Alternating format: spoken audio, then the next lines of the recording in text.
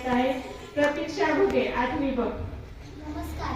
सूर्याप्रमाणे तेजस्वी दिसणारे व्यासपीठ, चंद्राप्रमाणे शीतल छाया देणारे गुरुजन आणि चांदण्याप्रमाणे चमकणाऱ्या माझ्या विद्यार्थी मित्रांनो, माझे नाव प्रतीक्षा घुगे आहे. आज सावित्रीबाई फुले यांची जयंती. यांच्याबद्दल मी तुम्हाला 2 शब्द सांगणार आहे, ते तुम्ही शांत चित्ताने ऐकून घ्यावे ही माझी नम्र विनंती.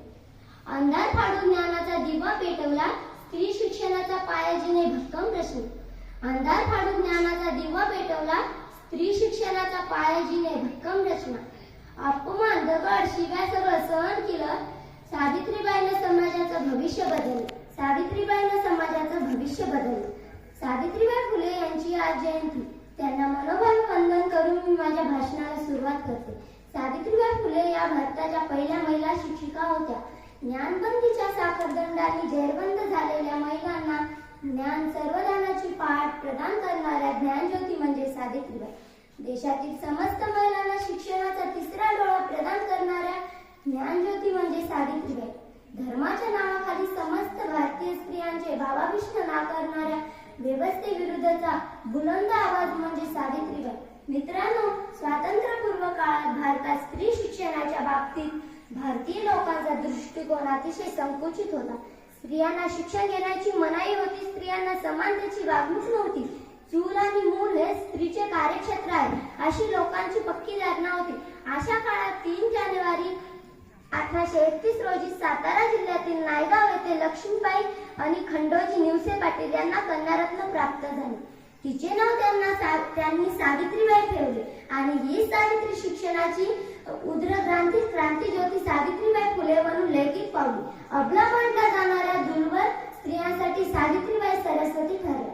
महिला ही अबला नाही तर खरी दुर्गा आणि रणरागिणी आहे. स्त्री ही पुरुषाच्या खांद्याला खांदा लावून आपली कर्तव्य सिद्ध करू शकते हे सावित्रीबाईंनी पुढील काळात महिलांना पटवून दिले. स्त्री शिक्षणाचा प्रवास सोपा नव्हता. त्या काळात महिलांना शिक्षणाची परवानगी नव्हती.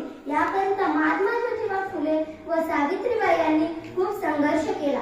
या कालबाह्य रूढीच्या बेड्या तोडण्याकरिता ज्योतिबा व सावित्रीबाईंनी 1848 साली पुण्यातील बुधवार पेठेतील भिड्डेवाड्यात मुलीची पहिली शाळा काढली. स्त्रियांनी शिकणे व शिकवणे धर्माला अनुसरून नाही असे काही लोकांना वाटले. अशा लोकांनी सावित्रीबाईंना कठोर विरोध केला. सावित्रीबाई शाळेत जायला निघाल्या की हे विरोधक त्यांच्यावर दगड, शेत व चिखल फेकत व सावित्रीबाईंनी या सगळ्यांना खंबीरपणे तोंड दिले. सावित्रीबाईंनी स्त्री शिक्षणापुरते आपले कार्य मर्यादित ठेवले नाही, तर विधवाची परिस्थिती सुधारावी आणि बालहत्या थांबाव्या म्हणून त्यांनी आश्रम उभारला. महात्मा फुले यांच्या निधनानंतर सत्यशोधक समाजाची धुराई सावित्रीबाईंनी यशस्वीरित्या सांभाळली. स्त्री शिक्षणासाठी झटणाऱ्या दीनदलितांना मायेने जवळ घेणाऱ्या, अनाथांना आश्रम देणाऱ्या आणि ज्योतिबाच्या खांद्याला खांदा लावून स्त्री शिक्षणाचा दिवा उभ्या देशात लावणाऱ्या सावित्रीबाईचा मृत्यू देखील समाजात सेवेचे व्रत करत असताना झाला. मित्रांनो, 1857 साली पुण्यात महाभयंकर अशी प्लेगची साथ पसरली होती. सावित्रीबाईंनी स्वतःच्या प्राणाची पर्वा न करता रुग्णाची सेवा केली. अशातच त्यांना देखील या आजाराने ग्रासले आणि 10 मार्च 1857 रोजी त्यांची प्राणज्योत माळवली. त्यांनी जगाचा निरोप घेतला. मात्र त्यांनी केलेल्या महिला शिक्षणाच्या आणि समाज सुधारण्याच्या अनमोल कार्यामुळे त्या अनंत काळापर्यंत अजरामर झाल्या आहेत. शेवटी मी एवढेच म्हणेल की स्त्रियांच्या अंधाऱ्या जीवनात पेटवली ज्ञानाची ज्योती. स्त्रियांच्या अंधाऱ्या जीवनात पेटवली ज्ञानाची ज्योती म्हणून तर आज जगती अजरामर आहे. सावित्री